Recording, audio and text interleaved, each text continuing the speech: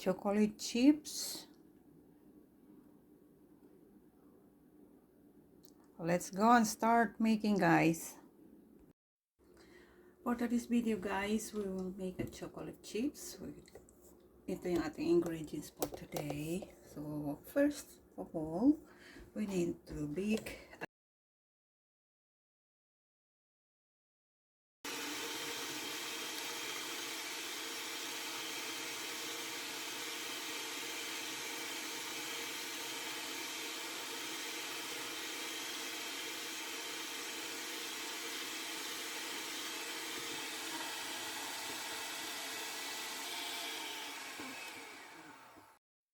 This is 2.2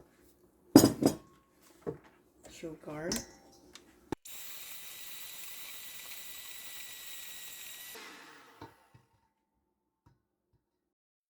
Add 3 cups of butter.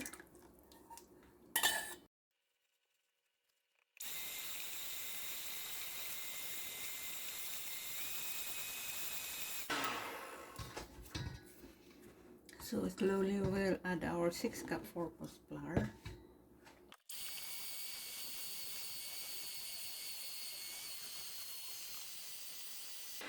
And then we will add 1 teaspoon of salt.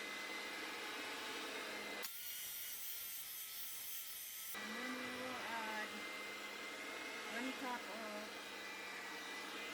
cocoa.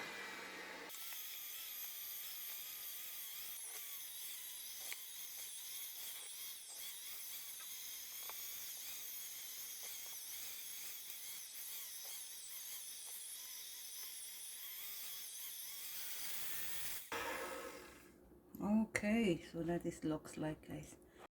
So we need to add the 326 grams of chocolate dots. Ayan.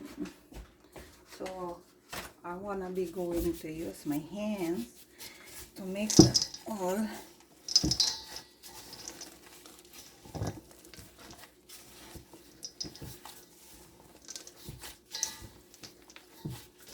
That's the proper way how to make a chocolate cake cookies.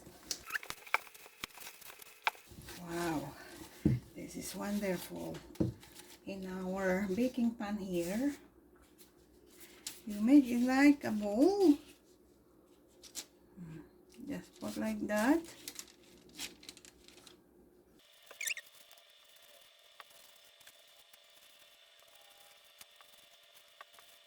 Okay, so this is once you can see, guys, so this is ready for bake. So we will bake this in 350 degrees in 12 to 14 minutes. Alright, ito na yung finished product natin ng ating chocolate chips. Ayan. That is with cacao. Cocoa powder. So let's get and start tasting. Ganyan siya, guys.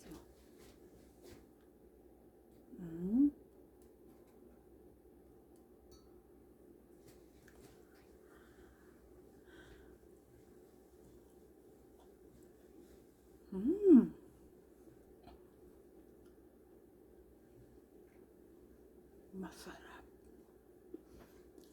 Chewy. Para siyang chocolate crinkles.